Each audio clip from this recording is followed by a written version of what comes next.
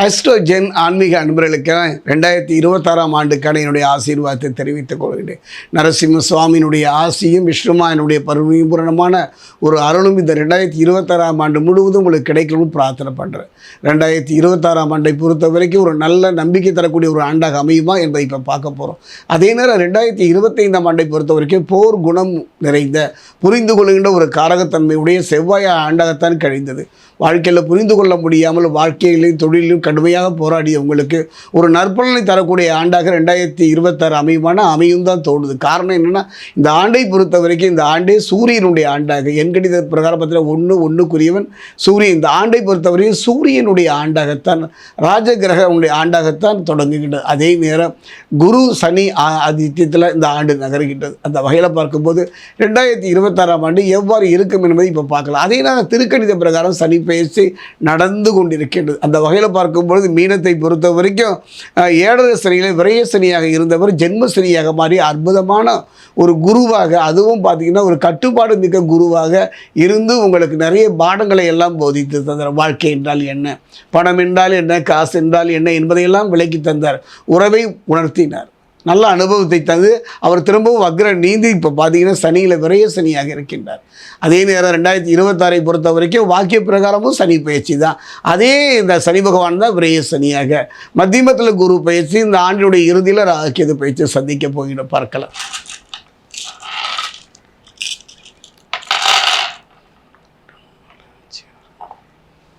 மீனத்தை பொறுத்த வரைக்கும் புரட்டாதி 4ஆம் பாதம்,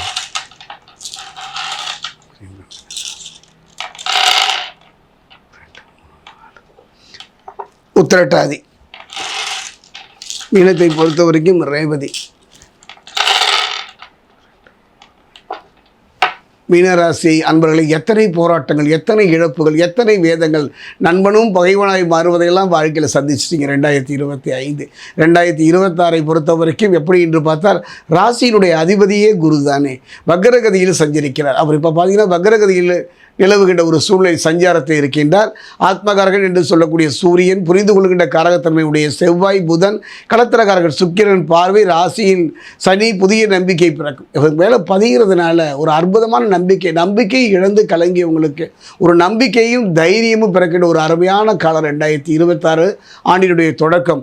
அதே நேரத்தில் எதிர்காலம் பற்றிய சிந்தனைகள் உண்டாகும். எதிர்காலத்தை பற்றிய பயம் படிப்படியாக விலகுவதை நீங்கள் பார்க்கலாம். கடந்த கால சங்கடங்கள் நீங்கி முன்னேற்ற பாதையில் அடியெடுத்து வைக்கின்ற ஒரு அருமையான தருணம் 2026ஆம் ஆண்டு. அதே நேரத்தில் சந்தித்த பிரச்சனைகள் படிப்படியாக விளைவது, விடாமுயற்சி தடைகளை கடந்து வெற்றி சூடுகின்ற ஒரு சந்தர்ப்பம் இந்த 2026ஆம் ஆண்டு அமைகின்றது. குறிப்பாக பார்த்தீங்கன்னா அவப்பெயர்கள் தொழிலில் வாழ்க்கையில் சந்தித்த தேவையில்லாத அவப்பெயர்கள் எல்லாம் விலகுகின்ற ஒரு தருணமாக இந்த காலகட்டம், வாங்கிய கடனை அடைப்பதற்கான ஒரு அருமையான சந்தர்ப்பம் இந்த காலகட்டத்தில் அமையும். பல பிரச்சனைகள் தானாக தீரும். குடும்பத்தில் நிம்மதியும் மகிழ்ச்சியும் பெறும். போதுமே, இத்தனையும் மொத்தமாக தருவதற்கு காரணம் அந்த 5 கிரகங்களும் அற்புதமாக யோக பலனை தருவது தான்.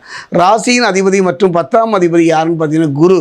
2-9க்கு அதிபதி யாருன்னு பார்த்தீங்கன்னா புரிந்து கொள்கிற காரகத்தன்மையுடைய பூமிகாரகன் செவ்வாயும் பார்த்தீங்கன்னா சம சப்தமாக பார்க்கிறார். ஒரு அற்புதம். இந்த குருவும் செவ்வாயும் சம சப்தமாக பார்க்கிற ஒரு காலம் நம் வாழ்வையை திருப்பி போடக்கூடியது, புரட்டி போடக்கூடியது. அந்த வகையில் பார்க்கும்பொழுது பார்த்திங்கன்னா ஒரு அற்புதமான ஒரு யோக பலனை தரப்போகின்றார்.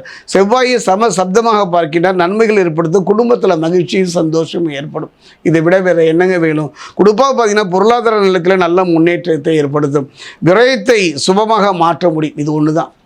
இந்த இருவரும் பார்ப்பதனால இந்த விரயம் தானே, இந்த விரய சனி தானே, அந்த விரயத்தை சுபமாக மாற்றுகின்ற ஒரு அருமையான ஒரு காலகட்டம் இது. எவ்வளவு சம்பாதிச்சாலும் பார்த்திங்கன்னா மருத்துவம் சார்ந்து தேவையற்ற செலவுகளை சந்தித்து வந்தாங்க. வாழ்க்கையில் ஒரு அர்த்தம், அருமையான ஒரு காலம்.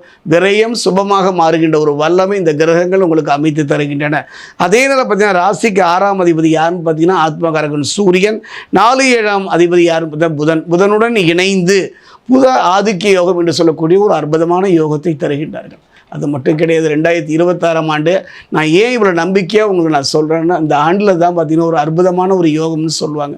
அதான் சிவராஜ யோகம் என்று சொல்வார்கள். சிவராஜ யோகம் என்ன தரப்போகின்றது கேட்டீர்கள்னா அதிசயப்பட்டு விடுவீர்கள், கண்களில் கண்ணீர் வந்துவிடும்.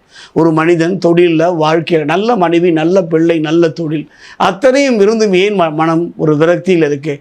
மனம் ஏன் கலங்கி போகின்றது? ஏன் ஏமாற்றத்தை நினைக்கின்றது? எதிர்காலத்தை பற்றிய அடிவைட்ட ஒரு பயம் ஏற்படுவதற்கெல்லாம் காரணம் என்னன்னு பார்த்தீங்கன்னா, சோழி பிரசனத்தில் நான் சந்தித்தது என்னன்னு பார்த்தீங்கன்னா, சாபம். இன்னும் சாபம் என்று தெரியவில்லையே என்று கலங்குகின்ற கவலையே படாது. எந்த சாபமாக இருந்தாலும் சரி, தெரிந்தோ தெரியாமலோ, அறிந்தோ அறியாமலோ நம்முடைய 7 தலைமுறை செய்த பாவங்கள் கூட விலகுகின்ற ஒரு அற்புதமான யோகம்தான் சிவர யோகம். அதை பெறுகின்ற, அதை சந்திக்கின்ற, அதனுடைய பலனை அனுபவிக்கின்ற ஒரு காலம் 2026ஆம் ஆண்டு மீனராசி. கவலையே பட வேண்டாம், அற்புதமான ஒரு யோக காலம். அதே நேரம் பார்த்தீங்கன்னா, ஒரு மனிதனுக்கு சாபம் தாங்க காரணம். சாபம் இருந்தால் மட்டுமே நாம் எதையும் நெருங்க முடியாது. தடைகளையும் பிரச்சனையும் சந்திப்போம். அந்த தடையும் பிரச்சனையும் இல்லாத ஒரு ஆண்டாக 2026ஆம் ஆண்டு அமைகின்றது.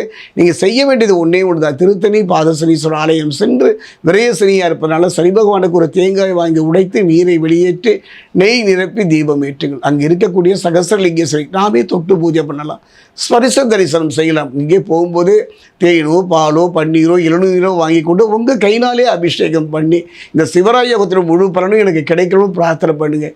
இடத்தை திரும்ப பெறுவதோடு பொன் வைக்கும் இடத்தில் பூ வைக்கின்ற போன்ற ஒரு அற்புதமான யோக பலனை தரக்கூடிய ஒரு ஆண்டு 2026ஆம் ஆண்டு மீனராசி.